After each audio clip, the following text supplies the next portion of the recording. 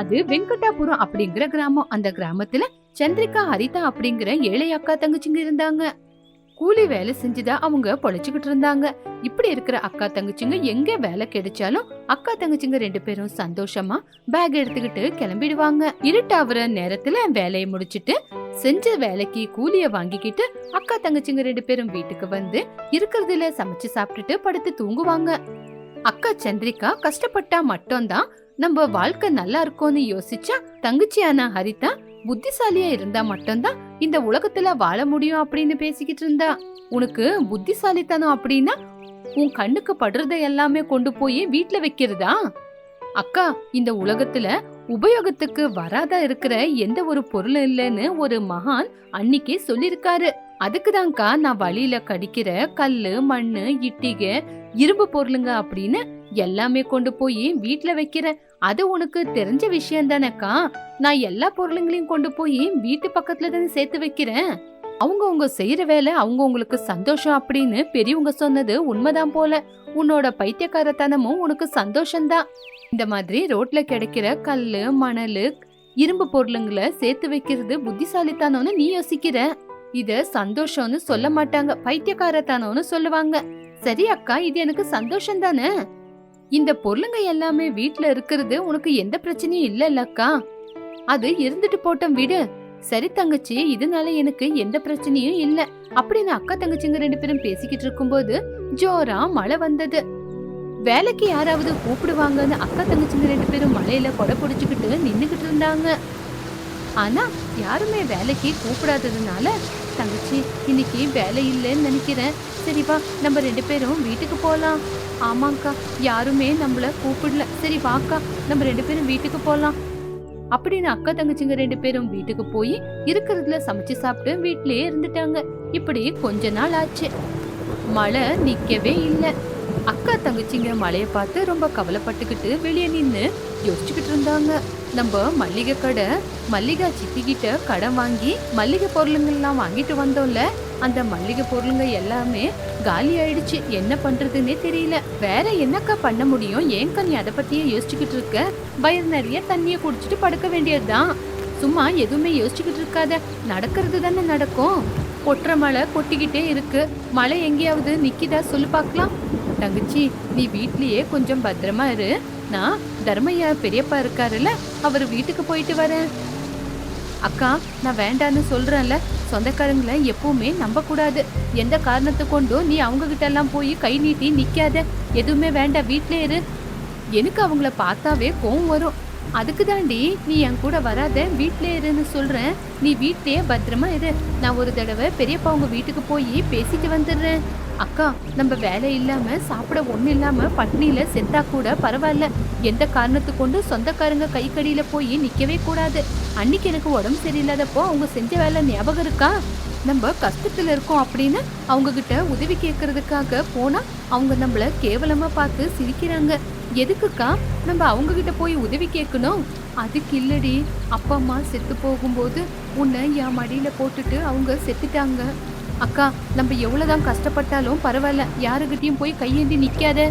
நம்ம சாப்பிட ஒண்ணு இல்லாம வெறும் வயிற்றுல அப்படியே படுத்தாலும் பரவாயில்ல, யாருகிட்டயும் போய் கையேந்தி நிக்காத. இந்த மழை நம்மளுக்கு எத்தனை நாள் விளையாட்டு காட்டுதுன்னு பார்க்கலாம். கடவுள் உண்மையிலேயே நம்மளுக்கு உதவி செய்வாருடி. எங்கக்கா உதவி செய்யறாரு? நம்ம இவ்வளவு நாள் பசியில இப்படியே இருக்கோம் அப்படின்னா அதுக்கு அந்த கடவுள் தானே காரணம். இப்படி அக்கா தங்கச்சிங்க 2 பேரும் வாசல்ல நின்று பேசிக்கிட்டு இருக்கும்போது இடி மின்னலோட மழை ஜோர வந்துகிட்டு இருந்தது. நைட்டு முழுக்க மழை பெஞ்சுக்கிட்டே இருந்துச்சு. இப்படி நைட் ஆகி போச்சு. சந்திரிகா வீட்டுக்குள்ள போய் விளக்கு ஏத்தி வச்சு ஜன்னலுகிட்ட நின்னுகிட்டு வெளியே பார்த்துக்கிட்டு இருக்கிற ஹரிதா கிட்ட சாப்பாடு கொண்டு வந்தா. ஹரிதா அந்த சாப்பாட்டை பார்த்த உடனே, அக்கா, அரிசி இல்லைன்னு சொன்ன, இந்த அக்கா இருக்கும்போது உன்னை பட்னியா படுக்க விட்டுருவேனா? ஓ, அப்ப நீ மத்தியானம் சாப்பிடலையா? சாப்பிட்டேன்டி. எங்க அக்காவுக்கு பொய் சொல்ல வராதுன்னு எனக்கு நல்லா தெரியும், நீ சாப்பிடல அப்படின்னு கண்ணீர் விட்டுக்கிட்டு அக்காவுக்கு ஊட்டி விட்டா. இப்படி அக்கா தங்கச்சிங்க 2 பேரும் சாப்பிட்டுட்டு அதுக்கப்புறம் படுத்து தூங்குனாங்க. காலையில மழை விட்டதுனால 2 பேரும் வேலைக்கு கிளம்பி போனாங்க. இப்படி வேலைக்கு கிளம்பி போற வழியில மல்லிகை கடை மல்லிகா வழியில இவங்கள கோவமா பாத்துக்கிட்டு இருந்தா. அவங்கள பார்த்து ஒருத்தருக்கு ஒருத்தர் பாத்துக்கிட்டாங்க. என்னங்கடி ஒருத்தருக்கு ஒருத்தர் மூஞ்ச பாத்துக்கிட்டு இருக்கீங்க? உடனே சந்திரிகா அவங்க கிட்ட வேண்டிக்கிட்டு, சித்தி, எங்க கஷ்டம் என்னன்னு உங்களுக்கு தெரியும் தானே? மழை இருக்கிறதுனால எங்களுக்கு சரியா வேலை இல்ல. வேலை இருந்தா கண்டிப்பா உங்க காசை திருப்பி கொடுத்துருவேன். எங்களுக்கு கொஞ்சம் டைம் கொடுங்க சித்தி. ஒரு வாரம் டைம் கொடுத்தா போதும். எப்படியாவது உங்க காசை திருப்பி கொடுத்துருவோம். கொஞ்சம் எங்களை புரிஞ்சுக்குங்க சித்தி. அப்போ மல்லிகாவுக்கு கோவம் வந்து, நீங்க எல்லாம் மனுஷங்களா? அந்த வார்த்தையை கேட்ட உடனே ஹரிதாவுக்கு ரொம்ப கோவம் வந்துச்சு. நீங்க மனுஷங்களா இருந்தா நாங்களும் மனுஷங்க தான். நீங்க மிருகமா இருந்தா நாங்களும் மிருகம்தான். உண்மையிலேயே நீங்க என்னன்னு சொல்லுங்க சித்தி. நீங்க உண்மையிலேயே மனுஷங்களா இல்ல மிருகங்களா? நாங்க படுற கஷ்டம் உங்களுக்கு புரிய மாட்டேங்குது. மல்லிகாவுக்கு கோவம் வந்து சத்தம் போட்டு ஹரிதாவை திட்ட ஆரம்பிச்சா. சித்தி, மன்னிச்சிடுங்க. சின்ன பொண்ணு ஏதோ தெரியாம பேசிட்டா. அவளை மன்னிச்சிடுங்க சித்தி. சித்தி, அவ பேசுனது தப்புதான்னு நான் சொல்றேன்ல. ஒரு 2 நாள் தாங்கிக்குங்க சித்தி. எப்படியாவது வேலை செஞ்சு கொடுத்துடுறோம். அக்கா, ஏன்கா நீ இவ்ளோ கெஞ்சிக்கிட்டு இருக்க? விட்டுருக்கா. இவங்க என்ன பண்றாங்கன்னு நானும் பாத்துறேன். நம்ம இதே ஊர்ல தானே பிறந்து வளர்ந்தவங்க. நம்ம அப்பா அம்மா இறந்ததுக்கு அப்புறம் கிடைக்கிற கூலி வேலையை செஞ்சுக்கிட்டு தானே பொழைச்சுக்கிட்டு இருக்கோம். ஹரிதா, கொஞ்சம் நீ வாய மூடுறியா? சித்தி கிட்ட நான் பேசிக்கிட்டு இருக்கேன் தானே? ஆமாங்கா. சித்தி, பெரிய சித்தி. இவங்க நம்மள பார்த்து மனுஷங்களான்னு கேக்குறாங்க. அப்ப நான் பதில் சொல்லணும்லக்கா. எவ்வளவு தைரியம் இருந்தா எனக்கே எதிர்பேச்சு பேசுவ. அப்பா அம்மா இல்லாத பசங்களாச்சே அப்படின்னு பாவம் பார்த்தா என்கிட்டயே திமிரு காட்டுறீங்களா? இன்னும் நான் உங்களுக்கு பாவம் காட்டுவேனா? எனக்கு தெரியாது. என்னோட பணம் எனக்கு இப்பவே வேணும். நீங்க என்ன பண்ணுவீங்களோ ஏது பண்ணுவீங்களோ இப்பவே வேணும். சித்தி, இப்படி நடு ரோட்ல நிக்க வச்சு கேள்வி கேக்குறீங்களே, வாங்க சித்தி வீட்டுக்கு போய் பேசலாம். என்னக்கா இந்த பொம்பளைய வீட்டுக்கெல்லாம் கூப்பிடுற? என்னக்கா பண்ணுவாங்க இவங்க? என்ன பண்றாங்கன்னு பாக்கலாம் இரு. சும்மா எங்ககிட்ட பிரச்சனை பண்ணாதீங்க. 10 நாளுக்கு அப்புறம் இப்பதான் எங்களுக்கு வேலையே கிடைச்சிருக்கு. எங்களுக்கு 1 வாரம் டைம் கொடுங்க. அதுக்குள்ள உங்க காசை கொடுத்துடுறோம். 1 வாரமா? சரி, 1 வாரம் டைம் எடுத்துக்குங்க அப்படின்னு சொல்லி அங்கிருந்து கிளம்பிட்டா. அதுக்கப்புறம் ஹரிதா, சந்திரிகா 2 பேரும் வேலைக்கு கிளம்பி போனாங்க. ரொம்ப நேரம் வேலைக்காக கொடை புடிச்சுக்கிட்டு ரோட்லயே நின்னுகிட்டு இருந்தாங்க. மழை பேஞ்சுக்கிட்டே இருக்கிறதுனால அன்னைக்கு யாருமே அவங்கள வேலைக்கு கூப்பிடவே வரல. அக்கா தங்கச்சிங்க 2 பேரும் அன்னைக்கு வேலை இல்லாம திரும்பி வீட்டுக்கு வந்து எதுவுமே செய்ய முடியாம சும்மா படுத்திருந்தாங்க. அப்ப ரோட்ல சத்தம் போட்டுக்கிட்டு குஜிரி வண்டி வந்துகிட்டு இருந்தது. அத ஹரிதா காது கொடுத்து கேட்டா. பழைய சாமான் வண்டி அப்படின்னு சத்தம் கேட்ட உடனே ஹரிதா, அக்கா எந்திருக்கா, அந்த வண்டிய நிக்கவே, நான் வந்துடுறேன் அப்படின்னு சொன்ன உடனே சந்திரிகா வேகமா வெளியே ஓடி வந்து வண்டியை நிறுத்தினா. அப்போ ஹரிதா அவ ரொம்ப நாளா சேர்த்து வச்ச இரும்பு பொருளுங்களை எடுத்துக்கிட்டு வந்து கொடுத்து அவங்களும் காசு கொடுத்தாங்க. அந்த காசு எடுத்துட்டு வீட்டுக்குள்ள வந்தா. அக்கா, அன்னைக்கு நான் இந்த இரும்பு துண்டுங்களை எடுத்து வச்சப்போ இது எதுக்குன்னு கேட்டியே, இப்ப பாத்தியா நம்மளுக்கு எவ்வளவு உதவியாச்சுன்னு? இந்த பணம் தான்க்கா இன்னைக்கு நம்மள காப்பாத்த போகுது. ஆமா தங்கச்சி, உன்னோட தெளிவான புத்திய பத்தி தெரியாம நான் அன்னைக்கு உன்னை ஏதேதோ பேசிட்டு என்ன மன்னிச்சிடுறி.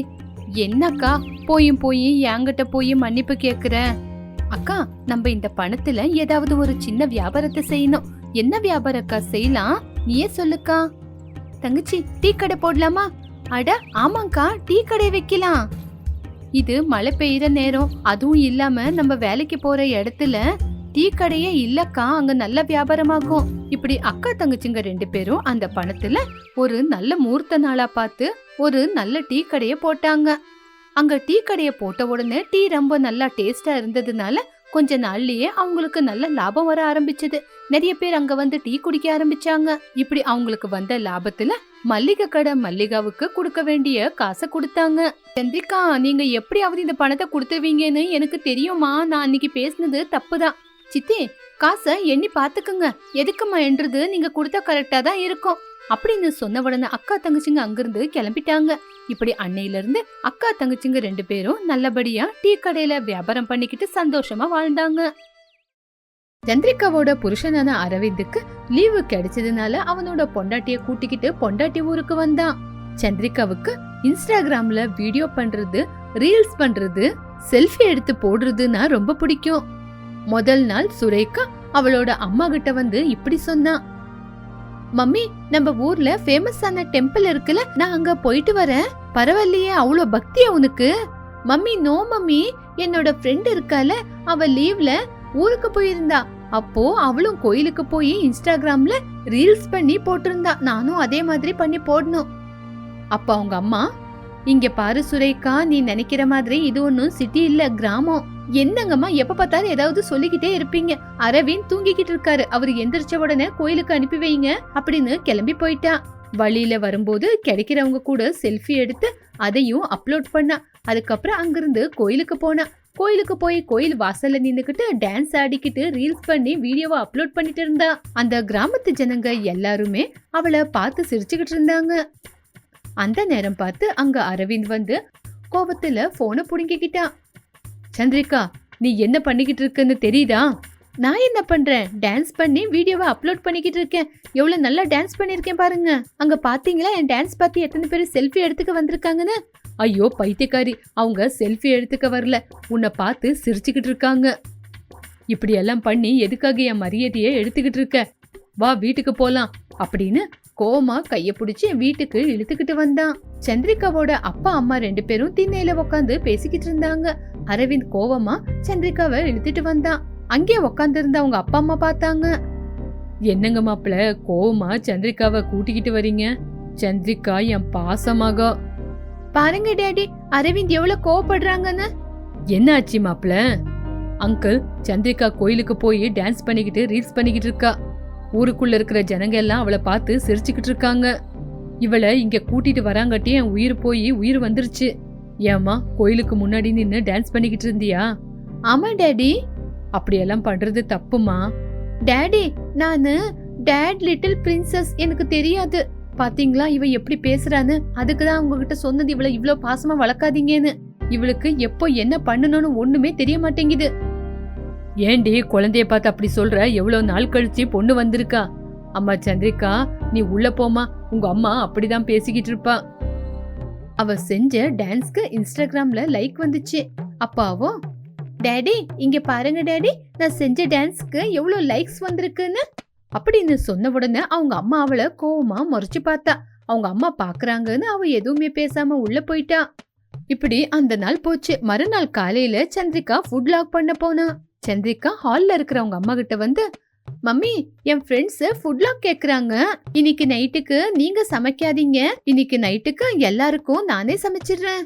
ஏமா சந்திரிகா, எங்களுக்காக ஒரு நாள் ஆச்சு சமைச்சிருக்கியா, இன்னைக்கு ஃப்ரெண்ட்ஸ்க்காக சமைக்கிற? ஏமா நீங்க எப்ப பார்த்தாலும் என்ன ஏதாவது சொல்லிக்கிட்டே இருக்கீங்க, நான் போய் சமைக்கிறேன். ஆமா சந்திரிகா, என்னம்மா சமைக்க போற? மம்மி இன்னும் நான் என்ன சமைக்கணும்னு டிசைட் பண்ணல, கிச்சனுக்கு போனதுக்கு அப்புறம் தான் யோசிப்பேன். ஐயோ நீ என்ன சமைக்க போறிய, எனக்கு ரொம்ப பயமா இருக்குடி. என்ன மம்மி, நான் செஞ்சாலும் திட்டுறீங்க, செய்யலனாலும் திட்டுறீங்க, எனக்கு டைம் ஆயிடுச்சு, சரி நான் போய் சமைக்கிறேன் அப்படின்னு கிச்சனுக்கு வந்தா. கிச்சனுக்கு வந்து பார்த்தப்பாங்க பாவக்காய் தான் இருந்தது. அட, பாவக்கால ஸ்வீட் பண்ணா நல்லா இருக்கும்ல, இது வரைக்கும் யாருமே செய்யாத ஒரு டிஷ். இந்த சமையலுக்கு ஏதாவது பேர் வைக்கணுமே அப்படின்னு யோசிச்சுக்கிட்டு இருந்தா. அதுக்குள்ள அந்த டிஷ்ஷுக்கு என்ன பேர் வைக்கிறதுன்னு ஐடியா கிடைச்சது. தூக்கம் இல்லாத பொங்கல். ஆஹா, இந்த டிஷ்ஷோட பேரு எவ்வளவு நல்லா இருக்கு, சரி இதே பேரை வைக்கிறேன் அப்படின்னு பாவக்கால ஸ்வீட் பண்ண ஆரம்பிச்சா. அதுக்குள்ள ஹால்ல இருந்த அவங்க அம்மா வந்து, ஏண்டி சந்திரிகா, இந்த மாதிரி ஒரு வாடை வருது, என்ன சமைக்கிற? அம்மா நான் ஒரு ஸ்வீட் பண்ணிக்கிட்டு இருக்கேன், இந்த மாதிரி ஸ்வீட் இது வரைக்கும் யாரும் செய்யல.